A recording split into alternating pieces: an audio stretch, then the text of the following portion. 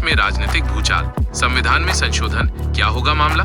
भारतीय राजनीति में इन दिनों संविधान में संभावित संशोधन को लेकर एक बड़ा भूचाल आया हुआ है। हालांकि सरकार की ओर से अभी तक कोई आधिकारिक बयान नहीं आया है, लेकिन सत्ता पक्ष के कुछ बयानों और विपक्षी दलों की तीखी प्रतिक्रियाओं ने इन अटकलों को और तेज कर दिया है कि देश के सर्वोच्च कानून में कुछ बड़े बदलाव देखने को मिल सकते हैं। संसद के गलियारों से लेकर राजनीतिक चर्चाओं में यह विषय छाया हुआ है। सूत्रों के हवाले से मिल रही खबरों के अनुसार सत्तारूढ़ दल कुछ विशेष संवैधानिक प्रावधानों में संशोधन पर विचार कर रहा है।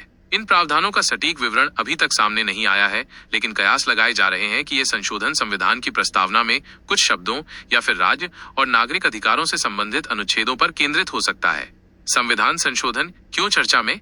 विपक्ष का आरोप है कि सरकार देश के मूलभूत ढांचे को बदलने का प्रयास कर रही है, जिसे वे लोकतंत्र के लिए खतरा बता रहे हैं। कांग्रेस, तृणमूल कांग्रेस, समाजवादी पार्टी जैसे प्रमुख विपक्षी दलों ने इस मुद्दे पर एकजुटता दिखाने का आह्वान किया है। कई संवैधानिक विशेषज्ञों ने भी चिंता व्यक्त की है कि संविधान की मूल भावना के साथ किसी भी तरह की छेड़छाड़ नहीं की जानी चाहिए। वहीं सत्ता पक्ष के नेताओं का कहना है कि ये संभावित बदलाव देश की बदलती आवश्यकताओं और जनता की आकांक्षाओं के अनुरूप होंगे। उनका तर्क है कि संविधान समय समय पर अपडेट होना चाहिए ताकि ये वर्तमान चुनौतियों का प्रभावी ढंग से सामना कर सके। हालांकि वे भी अभी तक विशिष्ट विवरण साझा करने से बच रहे हैं। समाजवादी और धर्मनिरपेक्ष शब्दों का इतिहास। सबसे बड़ी चर्चा संविधान की प्रस्तावना में वर्ष 1976 में 42वें संविधान संशोधन के माध्यम से जोड़े गए समाजवादी, सोशलिस्ट और धर्मनिरपेक्ष सेक्युलर शब्दों को लेकर है। यह ध्यान रखना महत्वपूर्ण है कि जब डॉक्टर भीमराव अंबेडकर और संविधान सभा ने भारत का मूल संविधान तैयार किया था, तब ये दोनों शब्द प्रस्तावना में शामिल नहीं थे। इन शब्दों को तत्कालीन प्रधानमंत्री इंदिरा गांधी के कार्यकाल के दौरान आपातकाल की पृष्ठभूमि में जोड़ा गया था। इस कदम को लेकर इतिहास में कई दृष्टिकोण रहे हैं। कुछ विश्लेषकों का मानना है कि इंदिरा गांधी ने इन्हें देश हित में भारतीय समाज की विशिष्ट आवश्यकताओं और इसके बहुलवादी चरित्र को मजबूत करने के लिए जोड़ा था। उनका तर्क था कि समाजवादी शब्द भारत के लिए आवश्यक आर्थिक समानता और सामाजिक न्याय के लक्ष्य को स्पष्ट करता है, जबकि धर्मनिरपेक्ष शब्द भारत के सभी धर्मों के प्रति समान सम्मान और राज्य की तटस्थता के सिद्धांत को पुष्ट करता है। वहीं कुछ आलोचकों का मानना है कि इन शब्दों को जोड़ने का उद्देश्य इंदिरा गांधी का निजी राजनीतिक लाभ था, ताकि वे अपनी गरीबी हटाओ और धर्मनिरपेक्षता की नीतियों को संवैधानिक वैधता प्रदान कर सकें, खासकर आपातकाल के उस दौर में जब नागरिक स्वतंत्रताएं सीमित थीं। वर्तमान में इन शब्दों की प्रासंगिकता पर लंबे समय से बहस चल रही है।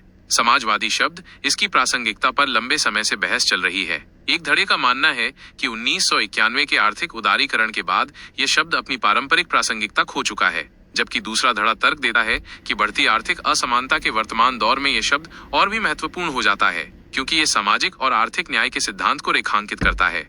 धर्मनिरपेक्ष शब्द, इस पर भी बहस छिड़ी हुई है। कुछ का कहना है कि भारत के धर्मनिरपेक्षता के मॉडल को, जो पश्चिमी लेसेस फेयर मॉडल से भिन्न है, फिर से परिभाषित करने की आवश्यकता है। समान नागरिक संहिता यूसीसी पर चल रही बहस भी इसी मुद्दे से जुड़ी हुई है, जहां धर्मनिरपेक्षता की विभिन्न व्याख्याएं सामने आती हैं।